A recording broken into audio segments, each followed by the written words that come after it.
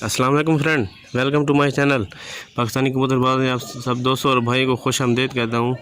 آج ایک اور نئی ویڈیو لے کر آپ کی خدمت میں حاضر ہوں۔ آج ویڈیو ہے یہ ہے کبوتر کی ہاضمہ درست رکھنے کی۔ اگر کوئی کبوتر پوٹ رکھی ہوئی ہے، الٹی کر رہا ہے، سست بیٹھا ہوا ہے، دانہ نہیں کھا رہا، پانی پی رہا ہے، تو اس کے بارے میں میں نے ایک ویڈیو بنائی ہے، تو بہت ہی آزمودہ اور آزمایا ہوا نسخہ ہے، تو آپ سب دوستوں اور بھائیوں کی خدمت میں پیش کر رہا ہوں۔ تو سب سے پہلے جو دوست نئے دیکھ رہے ہیں تو ان سب سے گزارش ہے کہ چینل کو سبسکرائب کر دیں اور ساتھ میں بیل آئیکن بھی پریس کر دیں، اور جو دوست نئے ہیں گزارش کرتا ہوں کہ چینل کو سبسکرائب بھی کر لیں، لائک کریں ویڈیو کو اور کمنٹ بھی کر دیں۔ تو آتے ہیں ویڈیو کی طرف۔ سب سے پہلے آپ کو جو ہے نا یہ 3 چیزیں چاہیے، یہ میں آپ کو دکھا رہا ہوں۔ تو سب سے پہلے جو ہے نا یہ ایک میرے پیپر منٹ، یہ سیرپ آپ نے لینا ہے۔ یہ دیکھیں میرے بھائی، پیپر منٹ کے اوپر لکھا ہوا بھی ہے سارا، اس کے اوپر آپ دیکھیں گے تو یہ ہاضمہ اور معدہ اگر کوئی خراب ہے کبوتروں کا، تو پانی پی رہا ہے، الٹی کر رہا ہے، تو بد ہضمی ہو گئی ہے، تو اس کے لیے یہ استعمال ہونے ہیں۔ تو اس کے بعد دوسرا یہ فلائی جیل، یہ بھی آپ استعمال کرتے ہوں گے۔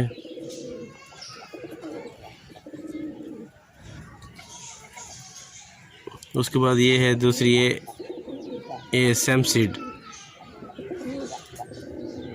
یہ بھی معدے کے لیے۔ یہ منٹ میں ہوتی جیسے پودینہ ہوتا ہے، یہ ٹھنڈی ہوتی ہے، تو یہ بھی بہت زبردست چیز ہے۔ یہ دیکھیں میں نے یہ باٹل جو ہے نا یہ ختم کر دی ہے، تو ہفتے میں نے یہ جو ہے نا 2 دن 3 دن اسے لگاتار پلائی ہے، تو جس سے جو ہے نا کبوتر جو ہے نا ماشاءاللہ بہت ہی زبردست، اور جو ہے نا کسی قسم کا جو ہے نا دانے وغیرہ رکھنا، پوٹ باندھ الٹی کرنا، یہ اس سے جو ہے نا ختم ہو جائے گا۔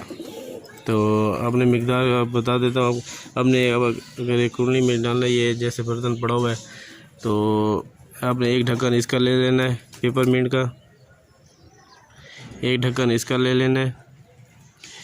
اس کے بعد فلائی جیل کا جو ہے نا آپ نے ایک ڈھکن اس کا لے لینا ہے، اور یہ سیم سیڈ اس کے جو آپ نے جو ہے نا 2 ڈھکن لے لینے ہیں۔ سیم سیڈ 2 ڈھکن، اور فلائی جیل کے 1 ڈھکن، اور پیپر منٹ کے 1 ڈھکن۔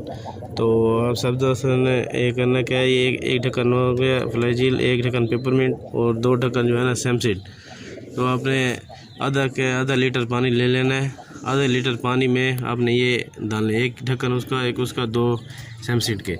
تو پانی یہ خیال ہے کہ کبوتر کے جو ہے نا، کیونکہ فلائی جیل کی اسمیل اتنی ہوتی ہے، کبوتر جو ہے نا ناک میں لگتے تو پانی نہیں پی پاتے، تو آپ کوشش کریں کبوتر کو تھوڑا جو ہے نا پیاسا رکھیں، اس کو کافی پیاس لگی ہوئی ہو، تو آپ ان کے پانی صبح سے نہ دکھائیں۔ جب اگر آپ کو کوئی مسئلہ ہو تو آپ جو ہے نا ان کو تھوڑا پیاسا رکھیں، ان کو اب یہ جب پیاس لگی ہو تب آپ ان کے سامنے رکھیں، یہ پی جائیں گے۔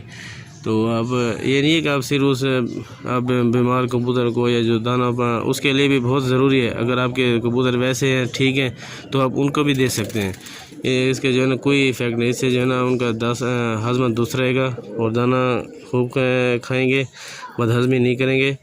تو یہ آپ استعمال کریں۔ اگر کوئی کبوتر اگر یعنی کہ زیادہ جو پوٹ رکھا ہوا ہے، دانہ نہیں کھا رہا، بد ہضمی کی ہوئی ہے، اس کے پہلے آپ پوٹ صاف کر کے جو ہے نا آپ نے، تو اس طرح آپ نے سرنج لے لینا ہے، یہ میں نے ایک بنائی ہوئی ہے، اس طرح آپ نے سرنج لے لینا ہے۔ تو آپ نے جو ہے نا یہ آدھا ڈھکن ان تینوں چیزوں کا جو ہے نا آپ نے مکس کر کے آپ نے سرنج میں ڈال دینا ہے، اور تھوڑا سا پانی مکس کر کے آپ اس کبوتر کو دے دیں۔ انشاءاللہ آپ ایک ہی دن میں آپ جب ایک ہی خوراک دیں گے تو انشاءاللہ تو دوسرے صبح ہی آپ کے جو ہے نا فرق محسوس ہو جائے گا، کبوتر سیٹ ہو جائے گا انشاءاللہ۔ تو سب دوستوں میں گزارش ہے کہ ویڈیو کو لائک کریں، سبسکرائب کریں، اور ویڈیو ختم ہونے تک اجازت چاہتا ہوں۔ اپنا خیال رکھیے گا، تھینک یو، اللہ حافظ۔